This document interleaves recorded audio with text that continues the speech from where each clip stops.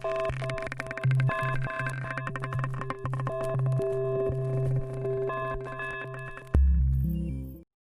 everybody. Welcome to Raising Vibrations. I'm with Simon today. And today's video, we're going to be looking at the full moon in Taurus. And this is for the 12th of November, 2019. I hope that everybody's well and that whatever it is that you're dealing with in your life at this point in time, that you know that this is a phase that is just part of your life right now. And at some point later on, you'll look back at it and you'll see how much it's empowered you, how much it's changed you, and hopefully give you the capacity to share that story with somebody else that, you know, gives them that sense that life is tough sometimes, and that we can pull through it. Okay. And for times when it's just amazing and things are working out, and the ability to feel and sense harmony in that way. So let's talk about this this full moon, right? There's been a tremendous amount of energy that's been taking place for us, and this is one of the reasons why I opened up this way, mainly because of Pluto in its relationship to Saturn and how that's like really transforming the social landscape of our way in which we as a human race define ourselves, the way in which we categorize ourselves, the way in which we see our sense of connection to a world and what that world reflects back to us. Specifically, all of the different ways that we can see and understand what it means to be human. All of these really intense themes are present with us right now in our awareness. And Pluto-Saturn transit has really been highlighting this to us in a very big way. But we've all had at the moment Mars, you know, moving through Libra, squaring this Pluto, squaring the Saturn. And for most Pluto and Libras who are born 1972 to 1984, you know, you're at some point have already dealt with the square or dealing with it or going to be, like in my case. And so, you know, there's a tremendous amount of metamorphosis. There's a tremendous amount of mutation that is taking place for us. And it's no surprise to me that the axis of Taurus and Scorpio, which is where the new moon and full moon landed, that we would be exposed to deep internal psychological and emotional shifts in perceptions and attitudes and ways in which we understand ourselves at deeper levels. And to be honest, there's a tremendous amount of potential for us here to actually, you know, embody the essence of what this picture is representing on the screen at the moment.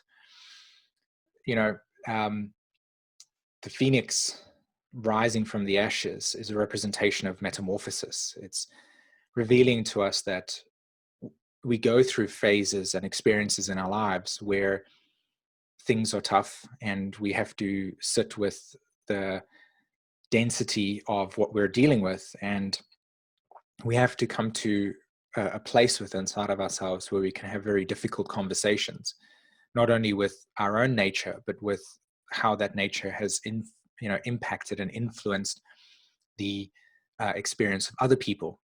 So that in and of itself is something that just leads to a part of our human nature where the potential for metamorphosis exists, which is our capacity to really look at certain psychological and emotional limitations that we have within inside of ourselves, certain blind spots, certain angles or philosophies or ideologies that we hold, identities that we have that are in place to protect us from vulnerability, right? To protect us from this place of not feeling safe.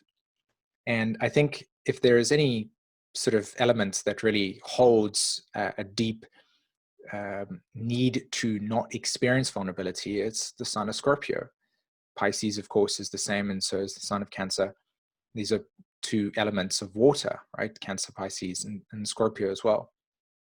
And so the new moon in Scorpio really presented to us a theme where we had the opportunity to, and we still do, like this opportunity to really look at what are our deepest fears and how are those fears blocking us from experiencing a deeper commitment or relationship to life. And so the question you want to ask yourself in this time is, what fears are preventing me from having a deeper, enriching, intimate relationship with life? Where am I afraid? Where am I feeling vulnerable? And just the nature of those questions can really bring up the confrontation that I speak. So as we kind of lead into this Taurus energy, this full moon in Taurus energy, it almost, in a sense, specifically where the planets are today, as in Mars has now moved further into past the square. Mars will actually move past the Pluto square, I think in a day or two's time, because when I'm actually recording this, it won't actually be the 12th of November. So, you know, there are planetary shifts. Mercury, for instance, hasn't crossed the sun yet. Mercury is retrograding in Scorpio at the moment.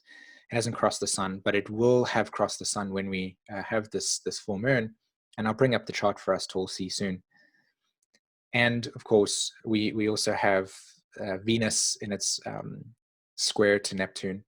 There's a lot of energy leading up to this full moon where the pressure of getting into the core of our own emotional body, getting into the core of our own inner psychological nature, like getting into the sense of who we are individually, and what is our shadow, what is our relationship to the darkness that we have within us, that we bring to this existence, to this world. What is our feminine, right? And how do we go into that feminine part of us and order the nature of this essence that is here to be stirred and defined for us, so that we can grow from the experience of understanding its depth, you know? So we're here at this incredibly powerful full moon experience in Taurus, where the opposition between the sun and the moon, and of course Mercury as well, there in the signs of Scorpio, Taurus, speak to the metamorphosis process of binding, deep, diving experiences into the unknown, into the depths of our own inner being, and to explore our own nature. And the moon speaks to our relationship to this Taurus theme. And the Taurus archetype, you know, from a mental perspective, you know, speaks to our essential needs. It speaks to, on a more popular level, like our values. But the archetype of this Taurus energy really, you know, is about what are the inherent resources that we have within our own earth. If I had to start out there, and for you to imagine the earth and imagine the resources that are held within her, and then to imagine that your body in itself contains its own resources genetically, right? It has its own metals, its own DNA compounds that, when illuminated, when sparked, right, when given the right attention, brings to our awareness our truth, our resonance. It's in our being. We hold these things. So when the phoenix goes through a metamorphosis process, when she burns herself to collapse into the ashes, this is the part of us where we realize that something that we have defined, something that we have held onto, something that we have embodied, Taurus, as the truth of our essence, the truth of our being, the way that we have given meaning to things, we let go of that. And that usually comes through what I consider to be a profound way of understanding the idea of insight. Talked about this in the Chiron live stream, that insight, as Jen puts it, is our relationship to letting go of something because of awareness of something outside of that. And so when we let go of the attachment, when we let go of the belief, when we let go of the illusion of the thing that we've held in place for whatever reason, when we deconstruct that and we allow the actual awareness of our divinity to come through into our awareness, we experience insight, and that shifts us. And, in human design, the 4323 is going to be, well, let me put it to this way. In human design, The 4323, which is sitting between the ajna and the throat, is that sort of genetic connection where we have our capacity for insight through thought, ajna, our mental processing and communication, throat, pardon me, how we construct these things. And what's also very interesting as well is that the nature of insight as it arises within us collapses the form of this embodied truth. And as we allow that to dissolve within us or around us, we are able to then be present with a more starker, clearer description of truth, more empowered truth. And so we rise again from our ashes and we embody a new truth. We embody a new empowered state, right? It can be liberation for some people. It can be a breaking away from codependency. It can be an attitude shift, as it were, whatever that means to you individually. This is what is available for us in this new moon today. And the Phoenix just speaks so much to the essence of what I see this new moon to be. So let me just quickly go on to the chart over here so everybody can see that. What I want to speak to is, here's the moon sitting in Taurus, right? Here it sits in Taurus, and it's in opposition to the sun. And there's the axis of Scorpio, there, Scorpio, Taurus, and that is all about regeneration. It's all about death, the cycle of ending, the cycle of letting go, the cycle of mutation leading to regrowth, regeneration. And the regeneration part is the Taurus essence and the process of confrontation that leads to something that deconstructs, that changes its pattern, that molds from the caterpillar into the butterfly. All of that is associated with the relationship between Scorpio and Taurus, right? And Neptune or Pisces. Pisces being the spirit that is held within it. Capricorn being the definition itself, and Scorpio being the metamorphosis process, the actual elements that kills off the definition and its life, and the spirit leaves it, and then the body decays. And then as the body decays into the goo or the ashes, the phoenix goes into the ashes, or the caterpillar, as I said, goes into the cocoon. What happens is it remorphs, and it morphs into something new. It embodies something new. And so we are at this point in time in a process of deep psychological and emotional metamorphosis around our truth, around this, the sense of our individual truth, the sense of what is alive for us, the sense of what is real for us, the sense of what is the way that we are defining ourselves individually. I'm not speaking to the collective, construct of reality. I'm talking about your inner space within inside of yourself. And so there's this regenerative process that's available for us right now. And we tap into this energy. We tap into the potential for us to see what no longer works for us anymore. Mercury retrograde here. That's crossing over the sun. So I think on the 11th of November and the 10th of November, we have this potential to witness deep insight arrive within our awareness. And that insight will actually carry forth into a very profound metamorphosis. We'll realize something. And as we realize this insight that will all individually land for us at this point in time, you'll begin to see the power of this Mars-Pluto square. So Mars is sitting at 25 degrees and Pluto is sitting at 21. And that square is pushing its pressure to change, to create emotional change. And that emotional change is occurring as we're experiencing these insights. And these insights will drop within us and we'll make shifts within ourselves. And these shifts will all speak to, on some level, a very deep value change. We'll see the inner truth about ourselves. We'll see the inner sense of what is real for us. And Venus over here, in its relationship to Jupiter, this is a culmination energy, right? In evolutionary astrology, when planets are in relationship to each other, we understand what their phasal relationship is. And that phasal relationship is defined based on a specific calculation. Not that complicated though, but too much to get into. This Venus and that Jupiter is in closing.